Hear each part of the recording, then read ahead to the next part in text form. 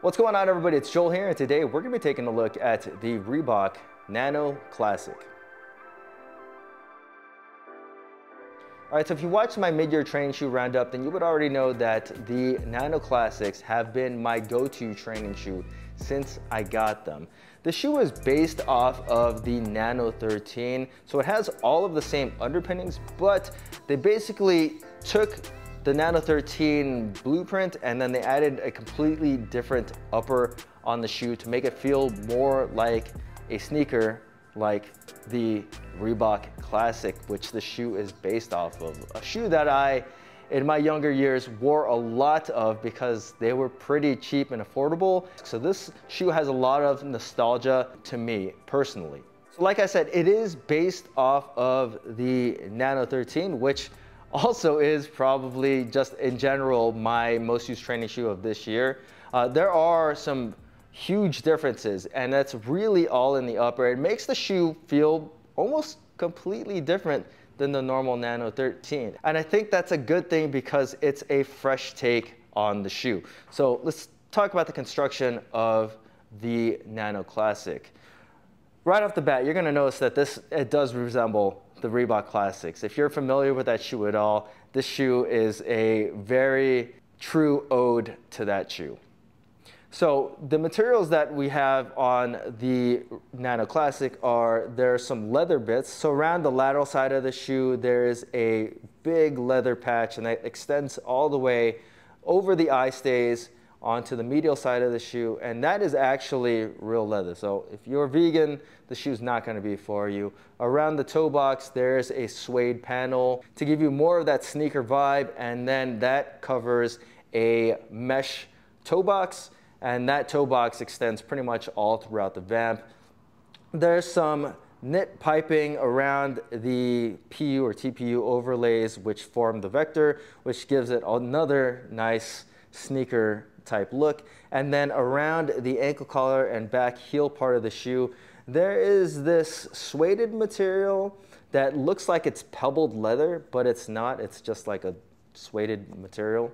And then in the inside, there is a French terry lining under the tongue and around the ankle collar. The ankle collar on this shoe is more pliable, it's more soft, it's not as rigid as the normal Nano 13, which isn't that bad in the first place, but I think it just makes putting your foot inside of this shoe a lot easier, which I really like because I'm kind of lazy and I just kind of like to slip my foot into the shoe. The laces on this shoe aren't any different, but there are some little details on the tongue area that I really like. There's like a stripe down the middle that the laces go through on the tongue, and then there are some actual contrasting leather bits on the eye stays. So there is red on the taupe and red colorway, and then on the black one it is like it's made out of leather, but you can't really tell. Another thing that I really like about the shoe is on the Reebok logo you do have the Union Jack flag, which gives it that throwback vibe to it as well. Another little detail that I like about this shoe as well is that there is a leather patch, once again contrasting depending on the colorway that you get. On the taupe and red, it's obviously red, and then you have the Reebok Vector logo on the back, and then on the black one it's a suede leather material, and it does give it a good amount of contrast for being a black shoe in general. Okay, so with that, let's switch on over to the black shoe and talk about the midsole and outsole design. So this shoe still does have the lift and run chassis. It still does have that 7mm drop, and it still features float ride energy for the midsole. You do have a carrier foam on the outside to give it a little bit more rigidity. You have exposed midsole on the front part there, and then you can see where the lift and run chassis goes and kind of ends towards the metatarsals. What I really liked about the black model was the marbled outsole. I really like that about the shoe. Typically, I'm not a huge fan of black shoes in general, and my favorite of all the Nano Classic colorways is actually the taupe and red, but there's something about this outsole that sold me, and I had to have it. It looks awesome. It is still the same outsole that you would find on the normal Nano 13. So nothing really has changed, except it just looks really cool on the shoe. Another thing that hasn't really changed, and you think that it would, is the weight of the shoe. I have this shoe in both a 10.5 and a 10. 10.5 measured in at 13.8 ounces. The size 10 measured in at 13.7, and the normal Nano 13s measured in at 13.7 ounces as well. As for grams, I'll leave that somewhere in this video so that you guys can see the gram conversion. So still a fairly heavy shoe, fairly heavy training shoe, but it's right around the max that I would take for a training shoe in terms of weight. Luckily, it doesn't get any heavier than the normal Nano 13s.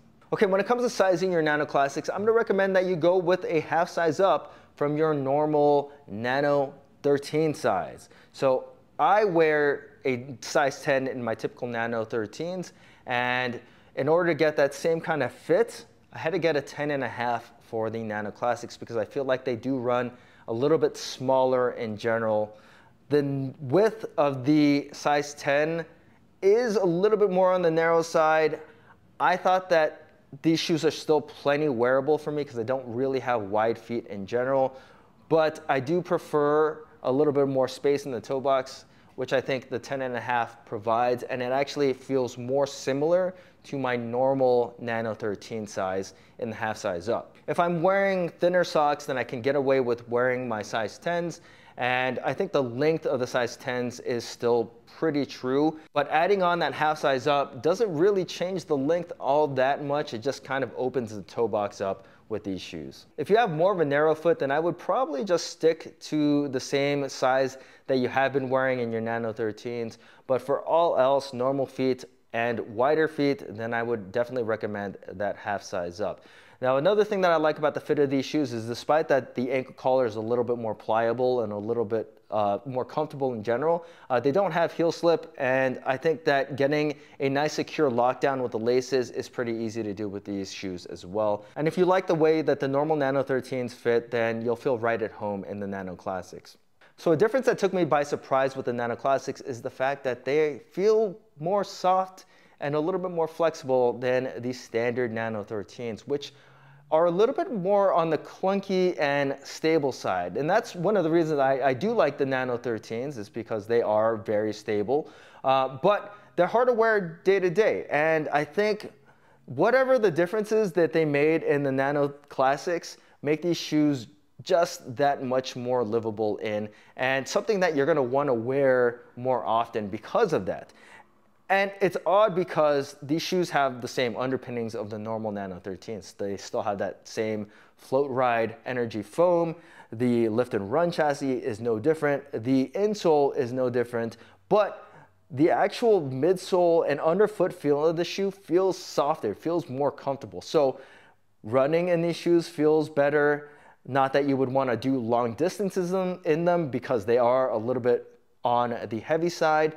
But I think for more of the workouts that you do on a typical day-to-day basis, these are going to be just that much more comfortable. They do also feel more flexible. The upper seems more willing to move with your feet, though I will say that it doesn't feel like it's going to be as durable as the standard flex weave upper of the normal Nano 13. So I would reserve these for just normal training days when you're not going so hard on your shoes, like for rope climbs, or you're doing really heavy toe drags when you're doing your burpees. I would probably stay away from the stuff that's gonna really scuff up the leather on these shoes. But for your normal body weight movements, I felt like these shoes were a little bit better than the normal Nano 13s.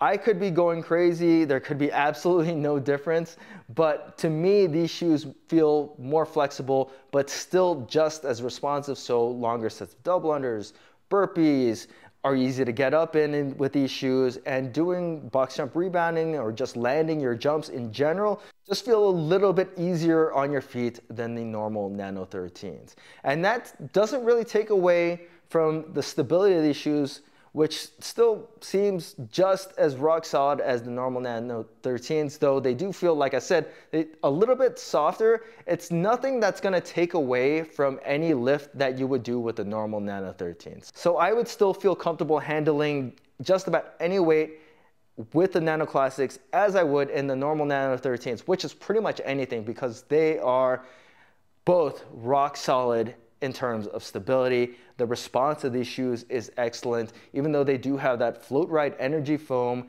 it doesn't detract from any kind of power delivery. The only thing that I don't really like these shoes for is for deadlifts, and that's just because it's got that 7mm drop, and I prefer a slightly lower drop, as do most people when they're doing their deadlifts.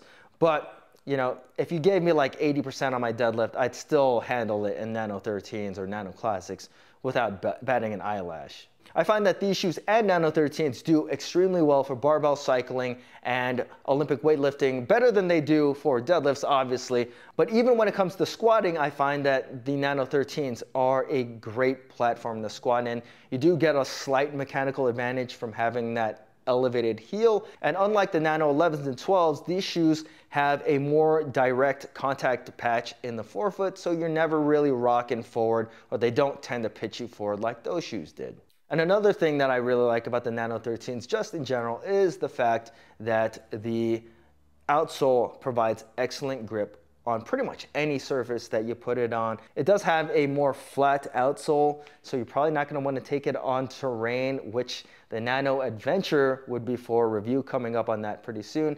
But for all else, I think the Nano 13s have excellent grip. All right, so the Nano Classics retail for $150, which is $10 premium over the standard Nano 13s. And if you ask me, it's definitely worth that increase in price. These, like I said, have been my favorite Nano 13s as of late, and I don't foresee any other of the Nano 13s, unless they have some kind of crazy special edition, taking the crown from the Nano Classics. And the main reason of that is because these shoes are just, they're more wearable than the normal Nano 13s. They look more like a sneaker. This is something that I would be more willing to wear or take on vacation and just have as my only shoe, because I could walk around in it. It kind of blends in on, you know, the street, and then you can also take it into the gym and train hard in these shoes. They don't sacrifice pretty much anything in comparison to the Nano 13s, and they just give you that added style and substance and that added comfort for some odd reason. The only thing that I guess these probably aren't as good as the normal Nano 13s are in is that you're probably not going to want to beat these up as hard as the normal Nano 13 because of the leather panels on the shoe. Those are going to get wrecked. But most of you guys out there already have dedicated rope climb shoes or beaters that you use for rope climbs, in which case I would definitely recommend checking out the Nano Classics. Even if you had a pair of Nano 13s already, or if this is going to be your first pair of Nano 13s, these are going to be my pick of all of the Nano 13s at the moment, including the Nano Adventure, which I do think is a great shoe, but it's just a different purposed shoe. I wouldn't use that for as hard of training as I would the Nano 13s and the Nano Classics. But these shoes, like I said, are my pick for the Nano 13s at the moment. So if you guys have any questions about the Nano Classics, feel free to leave them in the comment section. And as always, guys, please hit that like button, subscribe, and thanks for watching.